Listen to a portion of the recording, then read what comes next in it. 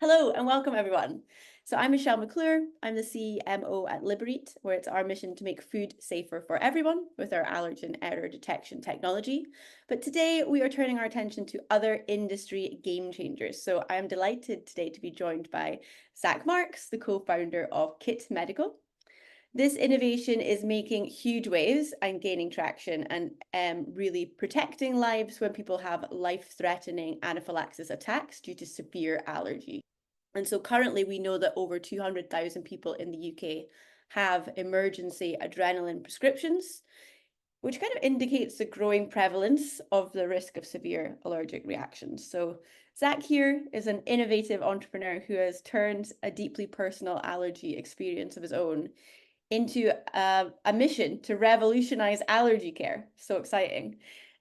You basically, Zach, recognize critical gaps in the current allergy management sphere. So Zach has co-founded a startup with a bold vision, which we're going to talk about more today, which is to create a new standard in allergy care that prioritizes prevention, awareness, and rapid response. So welcome, Zach. Thank you for taking the time out today out of your busy business schedule. I know what it's like working in a startup to talk to us today. We're excited to learn more about Kitt Medical and share your story with the LiberEat audience. First of all, can you just start by giving us a quick overview of Kitt Medical and basically its impact on allergy care? Yeah, absolutely. Thank you for having me. It's a cool format. And I think that you spoke to a lot about the rise in allergy, the increase in adrenaline pen prescriptions. We know that only about 50% of people are actually carrying their pens on them, whether they're expired, whether they've just been forgotten, or unfortunately there's a stigma and lack of awareness around the necessity and the embarrassment around it. So essentially, I was diagnosed with a severe allergy to nuts when I was about 5 years old through cross-contamination on a slice of peanut butter. And after that, I was prescribed my own adrenaline pens, but being a, I guess, typical kid and then teenager, very rarely carried them.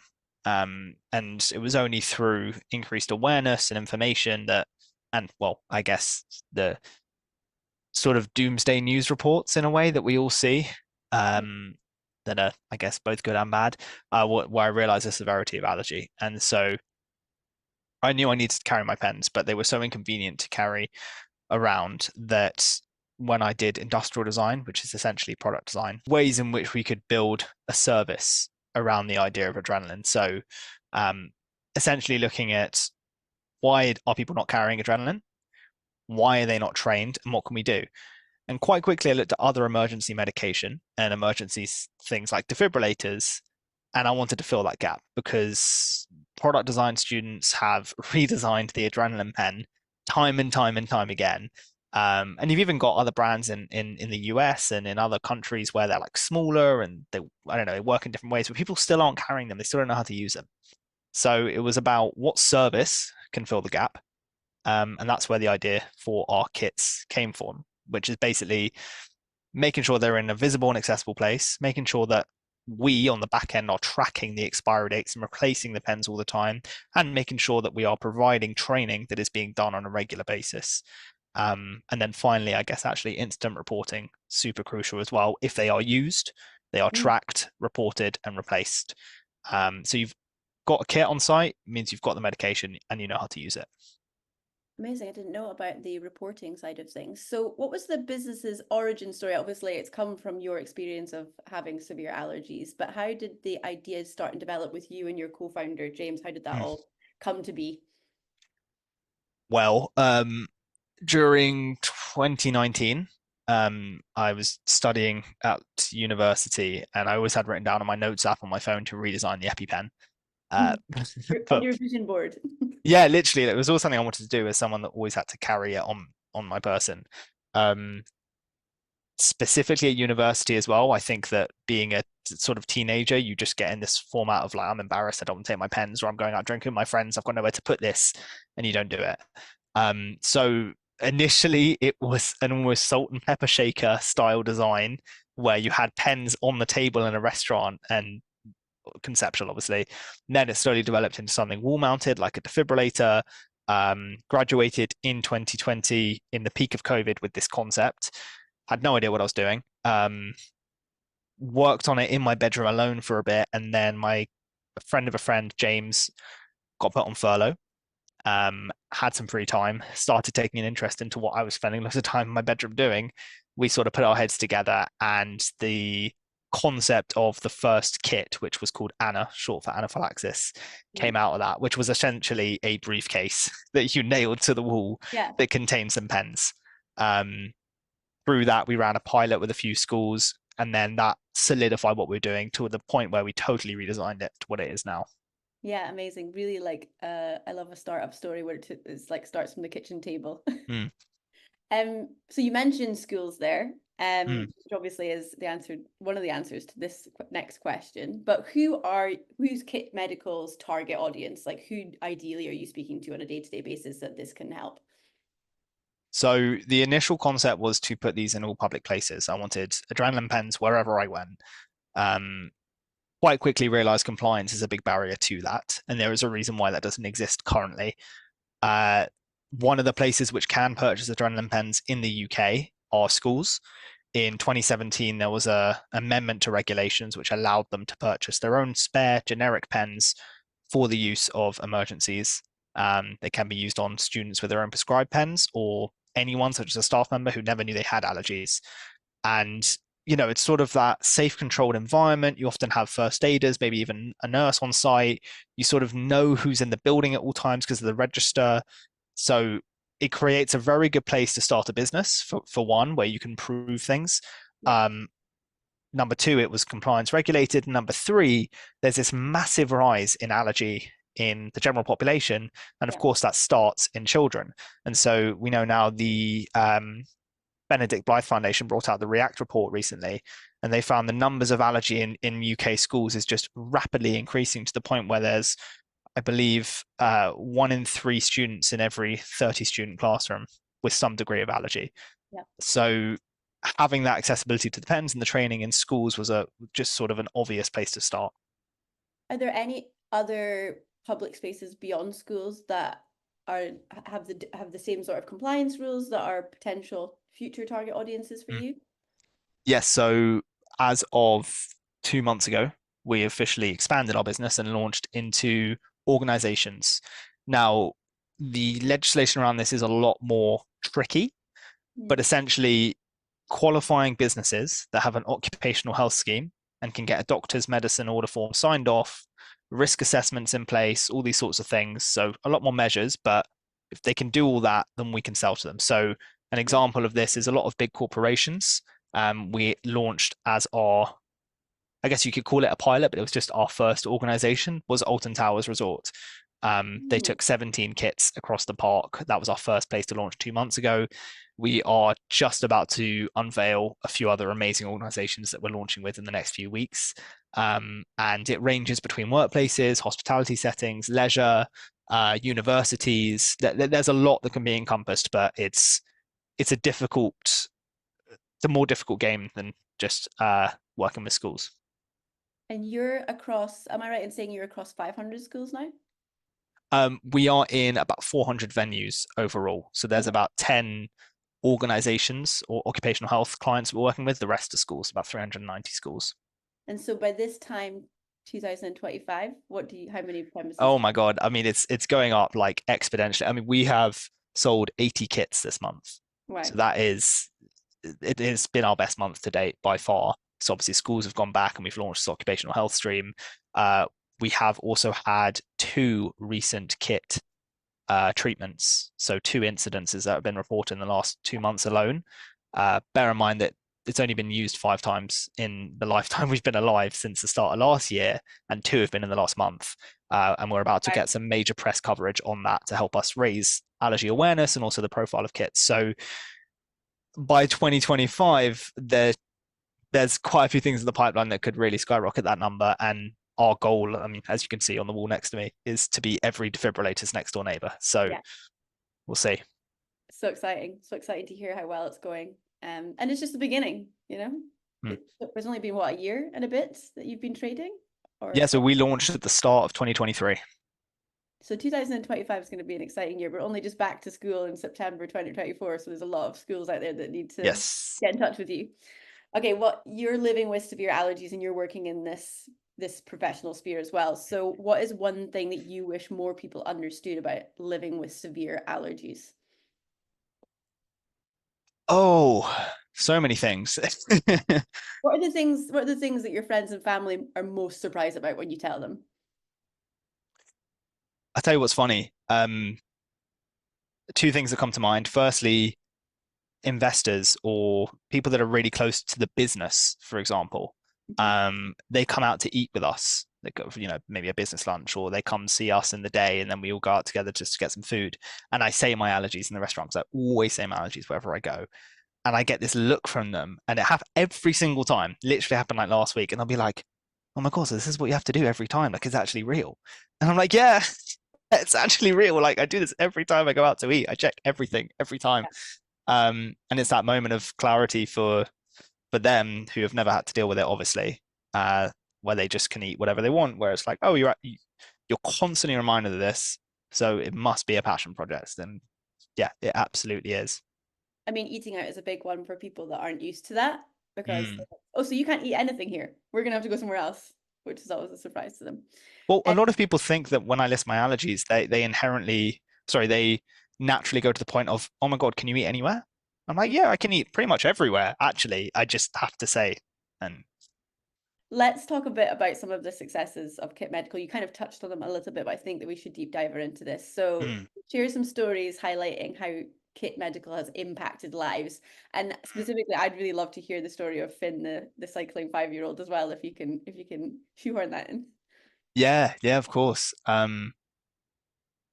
mean, there's so many ways. Like, there's little things like when we get feedback, we get social media messages, we get Mhm. referrals, we get all this just like constant positive word of mouth that happens, and therefore we know that okay, we're clearly doing something good because someone else is telling someone else about us. And at this point, about 50% of our deals come from word of mouth alone, which is crazy. Um, there's the slightly bigger things, which I think is when you see people really taking initiative to talk about this. So that is um, multi-academy trusts publishing in their local paper that they got kits and allergy awareness without even telling us. Or Finn, this 5-year-old boy from Scotland who has severe allergies, wanted to get kits in his school. Him and his mum worked together to do a little cycle ride, and they got the local press involved and the local council. Ended up raising like thousands of pounds, which covers basically our kit service works as £650 per kit per year for a school. You get pens, you get training, you get the whole thing. Finn's fundraising covered a school purchasing a kit for like 5 years. So like Wow. a full dedicated subscription for the future, which is amazing. Because obviously this is the kind of thing you don't hang up on the wall and then wait for it to be proven, and then if it's not proven, get rid of. It's like you get it, you keep it, like a fire extinguisher, like a defib. So having that guaranteed funding was amazing. Um, and then of course there's the incidents, and it's bizarre because for something so big, which is treating a life-threatening reaction, we get the smallest thing, which is an email to tell us it happened, or like a text or like a Slack notification. Yeah, thanks for that kit, by the way. You saved someone's life. Literally, it's so we have an online portal where our schools can log in, monitor the kits, send out training, and that's where they fill out the form to say we used a kit on this day, we use this pen, um, it was for this reason. Please send us new pens. And something that's been really interesting that we've realized is obviously we get the report and we'll freak out and we're like, oh my God, another kit was just used. It's only happened 5 times. Um, and we immediately call the school and they're like, yeah, can we get some new pens, please? And we we have to say like, Tell us more just about so what you, happens. yeah, like we're a startup. This is the fifth time this has happened. This is a really big deal. Can we talk about this? And I think they go into it thinking you're just another thing we have on the wall.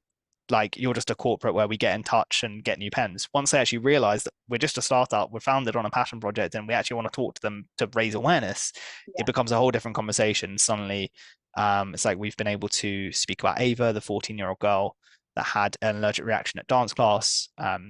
Billy Joe, who was a math teacher that had idiopathic anaphylaxis in her math classroom and needed like 3 adrenaline pens.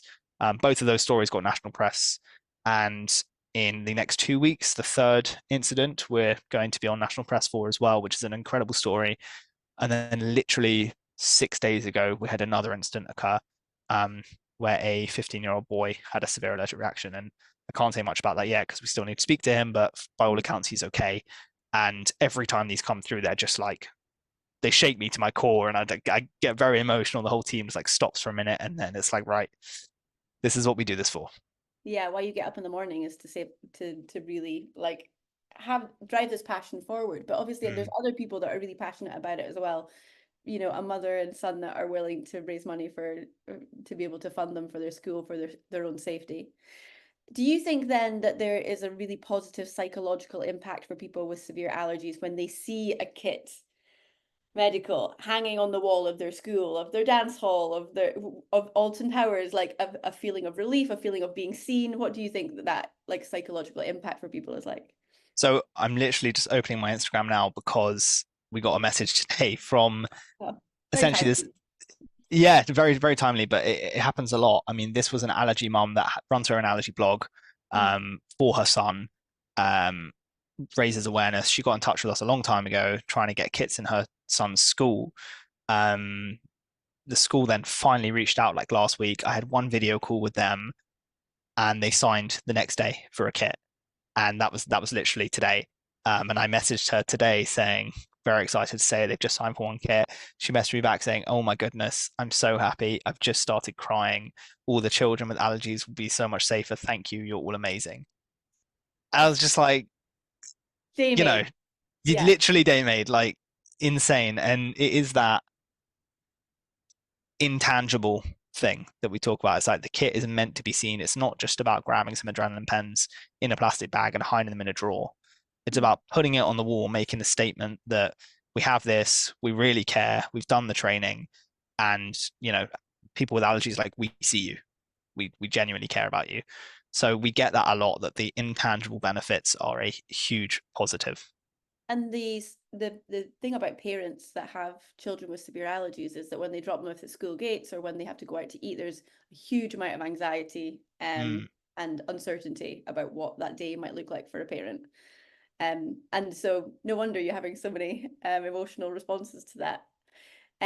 Let's talk a bit about the sort of wider marketplace a little bit and some of the Mm. allies that have helped you. So since you've launched Kitt Medical, who have been your strongest allies in the wider industry, would you say?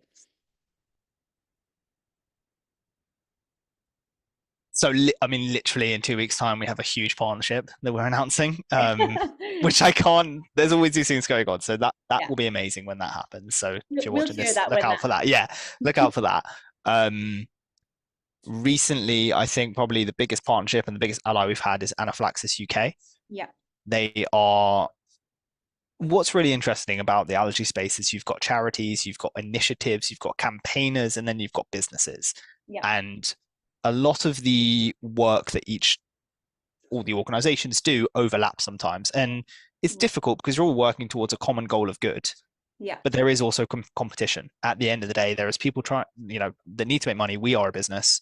We sell training and medication. There are other people that sell training. There are other people that sell medication. There is overlap. What we managed to find with Anaphylaxis UK was a wonderful synergy where they also totally rebranded from Anaphylaxis UK campaign. Simon Williams came in with a real good sort of business head that also helped drive real goodwill initiatives like their new, or they'll soon to be announcing a lot of things around mm, genuine support they're able to give to people. yeah, And we partnered recently on our new training course, CPD accredited for schools and workplaces, and having their backing and then building with them a fundamental line of support for organizations, businesses, workplaces that say, I have staff with allergies, I don't know what to do. yeah. They first go to Anaphylaxis UK, and Anaphylaxis UK send them to us. They're just a wonderful ally to have, and I'm very excited to see how much benefit and support they give to people as they only become more, I guess, successful in the space. Yeah, to people with allergies, but also to businesses and as Mm, organizations as well. And just a quick plug for Anaphylaxis UK. I think we met the first time at an Anaphylaxis UK Business Forum event, along Yes. with other allergen events that we probably bumped into each other, but they're doing an amazing job with their business forum, and it's really like bringing a collective group of people together with common challenges and all working towards a greater good, like you said. Let's talk a little bit about challenges. And so what do you think the biggest challenge you faced in the business so far has been? I guess the one thing that people always talk about as a challenge is funding. Funding for a startup is always difficult, and we've been through 3 funding rounds now officially. We're in a very good place cash flow wise right now, and we're able to do all the things we want to do, which is amazing. But constantly worrying about paying your staff. And I think a lot of people, like I said before, there's these charities, initiatives, campaigns, organizations. A lot of people see our content and they think we're a charity, and they message us and they say, "Oh, we're a homeless initiative in Scotland, and we have people coming in day out. Can we please be donated a kit?" And we're like, literally for compliance reasons, we cannot give you prescription medication for free. And we can't even provide to your organization if you paid for it, because you're not on the listed register of places that can purchase them. And I think it's people not understanding who we are and what we do and expecting something else. We get inquiries day in, day out from people that want to purchase kits that we literally can't sell to for compliance. So And from your perspective, turning people away when you want to help them is so frustrating. yes, that's literally it, because we have so much to do that sometimes we just can't even give time to people that we have to say no to, and so therefore inevitably falls through the cracks. And then sometimes people get back to us like, "Oh, you ignore my email," and I'm like, "I'm really sorry. We only did that because we literally can't supply to you right now." So Yeah. it's something we're working on as our presence grows and as people understand the legislation more, I guess. Would changes in legislation and the compliance sort of barriers change that? Yes. There would have to be a huge, I guess, legislation change, but also accessibility change, because adrenaline is so hard to get in the first place that I know there are initiatives in Australia and Ireland and a few states in America where public places have much better access to adrenaline. But even, as an example, the defibrillator rollout for UK schools, it was funded by the government. A lot of schools are now left with defibrillators that they can't afford the upkeep of, because there's batteries and pads that need replacing, or they never installed them because the system wasn't maintained. They were just given them and not told what to do with them. So you've got accessibility to the thing in the first place, and then you've got the system that needs to build around it. And that's really where we specialize and where we hope maybe we can work with legislators in the future. Tell us, you touched on it, but tell us all about the new Kitt Medical training courses. This is quite recent, and it sounds like there's been a lot of Yes. partnerships to bring it to fruition. Yeah. So we launched at the start of 2023. And when we initially launched, we built out a schools course with a third party provider that it was really good. And we learned a lot from that at the time. But we were really keen for an update on the content, a course that we owned in house, and a more inclusive course that included workplaces and living with allergies and a few other things.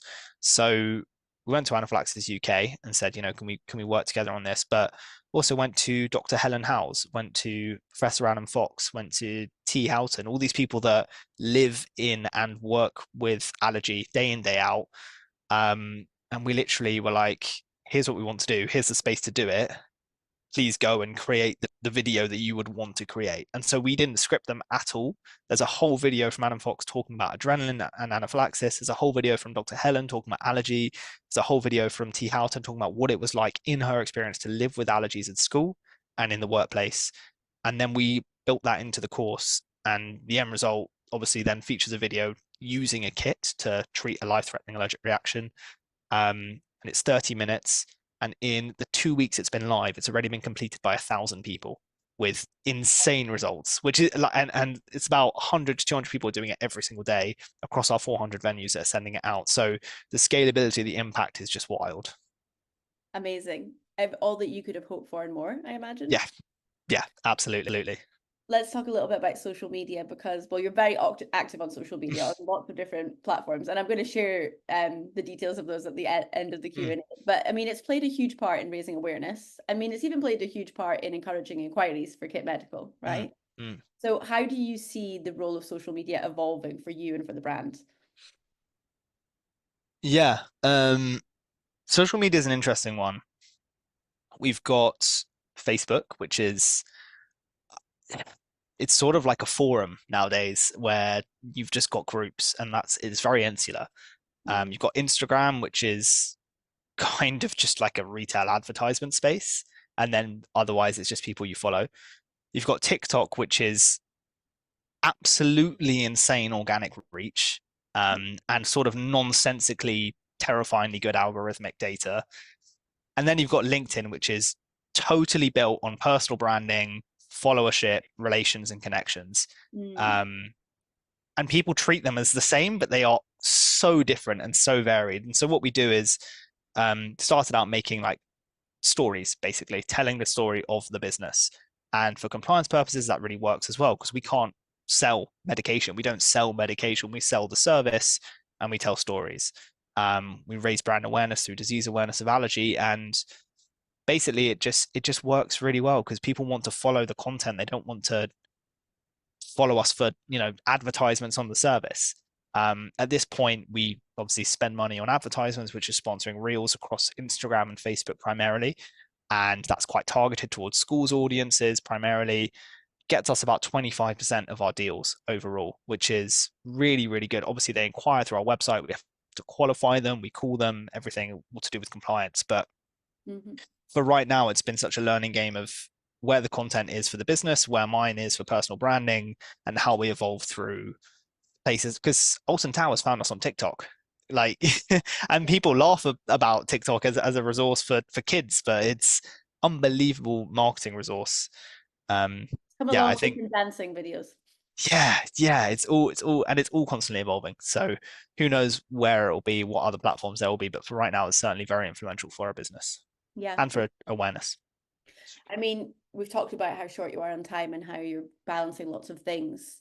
How do you feel that you're balancing the urgency of your mission with the practical challenges of scaling a startup business? Because that in itself is huge. And then when you throw in funding the business on Mm. top of that, that's another full-time job.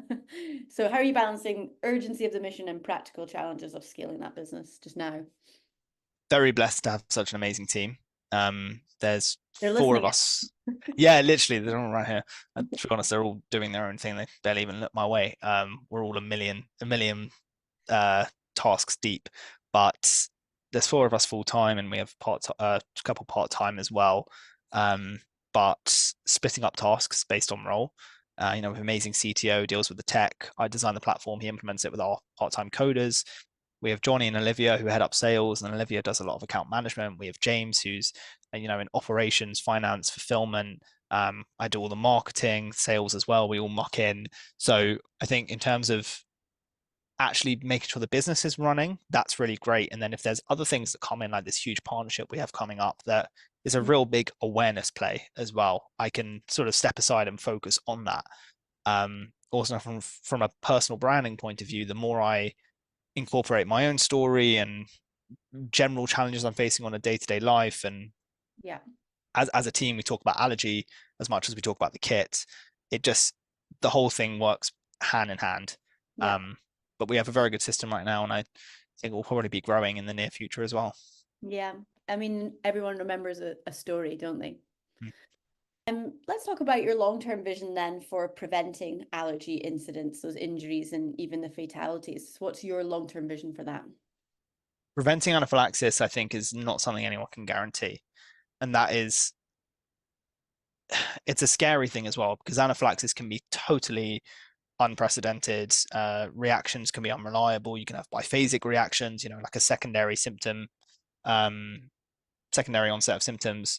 You can have people experiencing anaphylaxis for the first time. You have rates of allergy increasing and hospitalization rates increasing. Thankfully, fatality rates, I believe, aren't increasing because we're getting a lot more treatment out there. But I don't know. I think overall, the biggest goal for us is disease awareness. You create the information and education, you put it out there. We do that through putting our kits in people's faces by partnering with really big, important brands and organizations, and them being the shakers and the movers that say, this is important and we can do this and we should do this. And then, of course, it's getting as many people trained as possible because just having the medication there is not enough. Yeah. And that is why, we made our course half an hour long, because we were so aware that so many of these courses out there are snooze fests. Like, the last thing you want is a 2-3 hour course that goes into so much detail that you end up just not taking in any of it. Yeah. Um, Well, so you are an entrepreneur. You followed into the role of an entrepreneur in the last couple of years. Whether that was your goal in life or not, here you are.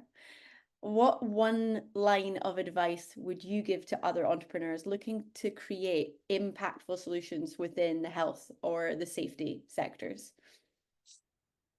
Pilot, Pilot. pilot everything. Like, I, it's very, I was going to try and build out the most expensive thing possible before I started. And what stopped me was just speaking to loads of people that had already done things. And the best advice they could give was make an MVP, a minimum viable product, choose a couple early adopters that will champion this, will give you feedback, are really keen, give it to them for free, just work with them, and like, just don't rush into it. Because at the end of the day, if you rush into it, you're going to slip up and it's going to take you longer in the end goal than if you just built something, piloted, learned from it, iterated, built something again. Like, we've redesigned our training, as I said, we constantly iterate the look and feel of the kits, the website, the portal has gone through huge overhauls. um yeah, just don't be afraid to constantly be building and iterating. How does that, you think, how do you think you tweak that slightly if it's specifically for the health sector? Because obviously it's a very red tape kind of industry, isn't it? Mm. That's where the conversations in the human side comes in. Mm, Like, you have to care, you really have to care, and you have to live in the problem, because otherwise it's just going to be all about developing the thing without actually understanding the people that are going to use the thing. And so, like I said, like, we were going to design a really, it wasn't even about the pen in the pilot, the pens weren't used, you know like, they were there for like 7 to 9 months in schools, and no anaphylactic reaction happened. The medication was not used, but we learned about where the kit would go on the wall, what it should be costed, what the branding was like, what the portal and the training should look like, what the service entailed, whether people needed X many pens or asthma inhalers. Like, even if it is the most complicated medical thing in the world, you can still strip it back to learn something in the early days as a pilot, I believe, anyway. customer obsession is what I'm always bleating on about. Yeah. So I mean, Kitt Medical is amazing and it's there to protect lots of people's lives. So tell me why on earth, one possible reason that people would not get a Kitt Medical fitted. What possible objection could people have to it? Budget. Mm, Budget. If it was the harsh reality is, if what we did was free, then everyone would sign up to it, because anyone we say about it, sorry, anyone we tell about it, they want to get it. Specifically, our biggest market is schools, and obviously they are under huge budgetary constraints in the UK economy right now. The political landscape has recently changed, which leads them to a lot of uncertainty, especially with the VAT rollout for private schools and prep schools. Yeah, the biggest thing we hear is cost, and so working with businesses to potentially subsidize and sort of even pay for kits outright for schools if they can partner with them through yeah. various fundraising schemes, or PTAs fundraising for kits. At the end of the day, it's hard for us because we have to make money in order to survive, do the things we want to do. Mm, But schools struggle to pay for it. At the moment, there's always schools that will say no, and there's always schools that will say yes. yeah. We just have to keep building towards the ones that we can work with. But yeah, it is hard. Do you consider yourself working in the world of pharmaceuticals? Did you ever think that you would work in the world of pharmaceuticals? No, and it's funny because a lot of people are like, "Are you medically trained? Are you a doctor? Are you this or that?" And I'm like, "No," and I never ever give medical advice, and I always steer clear of anything like that. And Mm. um, we work with the best people to give us the best advice possible. But no, I work in service. That's the way I see it. Where would you absolutely love to see a Kitt Medical hanging on the wall where you would be like out and about with family or friends and you'd be like, that is, we've made it. We've done what we really wanted to. Where's that one place that really stands out for you? So we have a board over there in the corner office, which is like the big things board, Yeah. things to look forward to, and our venue wish list. Couple of those are the obvious ones, places where anaphylactic reactions have taken people's lives before. That is Odeon, it's Pret, it's Byron, Heathrow. And then there's like the dream wish list, and it's like Johnny's wish list is Wembley, James's wish list is actually Pret, uh, Olivia is Scottish, and her wish list is Edinburgh Castle. Mine is TFL. I think that there's defibrillators in like every single train station, and the idea that the connected transport hub of the UK or London, even, and I guess if we're talking about National Rail, the idea that if that could have kits and they're just accessible anywhere, that would be absolutely amazing. And for me personally, selfishly, very exciting. And I guess, you say that you're the cousin of the defibrillator. Everywhere you see a defibrillator, you're thinking that's where a Kitt Medical could go. Mm. What other advancements are currently impacting people with allergies? So you mentioned on LinkedIn the other day, ChatGPT, when used with caution, could be a travel buddy for somebody with severe allergies. What other advancements do you think are currently impacting people with severe allergies or just allergies in general? Um, there's a lot going on in cross contamination. Mhm. A lot of whether it is good or bad, I don't really know, but I feel like the understanding and awareness around that is changing a lot more. I'm going out and people are, or I'm being asked, can you eat this? Can you not eat that? Are you okay with this? You're not okay with that? And I never really know whether it's just because they're being trained more or if the thing is actually changing. Because I might have just eaten all this cross contamination stuff before and not been told about it and been fine, but now they're being more trained and I'm being told about it. I'm having to make a conscious decision, which is an interesting conundrum.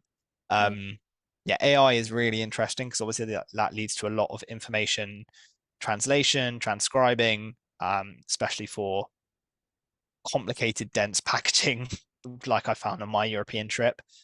And then medication, immunotherapy for allergies. I know that there's a lot of people really interested in Yeah. the peanut trials.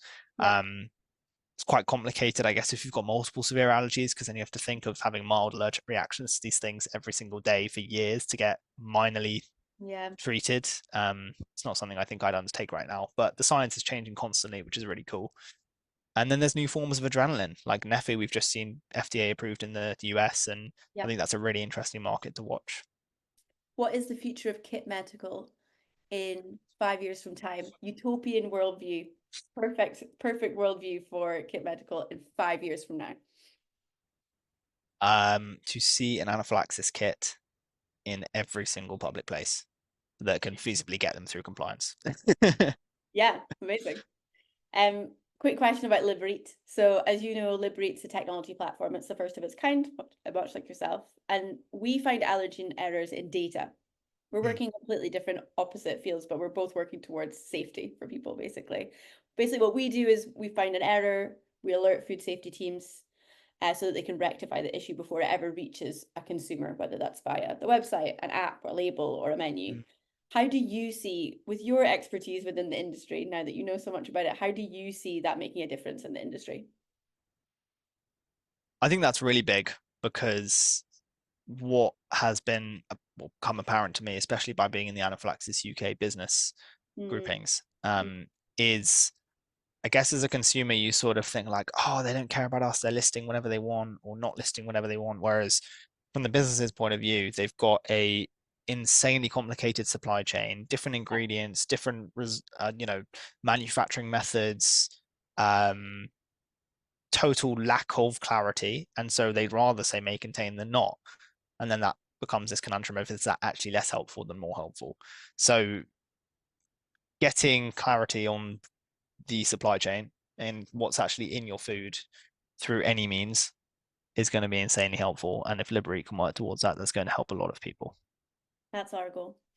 Hmm. So that was my last question for you, but I just wanted to ask if you had any like final thoughts that you wanted to leave the audience with, or final asks that you want for the audience. What can anyone out there do right now to help you help more people get more Kitt Medical out there? Hmm. I think something big that we're facing right now is a lack of understanding around what allergy actually is. Mm, Um, we hear from a lot of people that they're a nut-free school or a nut-free location, or that they're gluten-free or they've got the top 14 allergens, whatever, whatever. mm, But you can be allergic to pretty much anything. I go into places and I say I'm allergic to nuts, and they're like, fine. And then in the same breath, I'm like, and peas and chickpeas and lentils. And they're like, flicking through their book, like panics, like, oh, that's not listed in our top 14. Not, they're not in Um, the top 14, and in the US, they're not in the no, top 9 either. Yeah. literally. So having an understanding that it's not just, I guess, this list of ingredients that some EU countries agreed upon 10, 15 years ago. It's just basically anything. And that allergy is this condition you need to understand rather than a list of foods you need to avoid. And then going from there, it's okay, how can we holistically approach protection? It's not just those people that we know have this allergy, and it's not just these foods we can avoid. It's an overall safety net. Um, Part of that can be an anaphylaxis kit with medication and with training. And that's what we try and communicate with people. It's not the things you know, it's the things you don't know that you need to be prepared for. Any specific asks for the audience? People you want to speak to? Increase that awareness. People I want to speak to, I mean, if they want to get in touch with me through our social media, through our website, obviously connect us with any schools or workplaces that are interested in kits, but just help us increase awareness and spread the stories. If anyone is watching this video and would like to learn more about Kitt Medical, they can visit kitt.com. They can also follow Kitt Medical on LinkedIn, like I do, Instagram, Facebook, X, previously known as Twitter, and TikTok, or Kitt Talk, as I see you call it on there. And on behalf of the team of LiberEat, we can't wait to see your business go from strength to strength as part of our mission to make food safer for everyone. And your mission to make every defibrillator's next door neighbor, the defibrillator's cousin. Literally, yeah. If any business or school is interested, it's kittmedical.com and inquire on our form, and a member of our team will be in touch.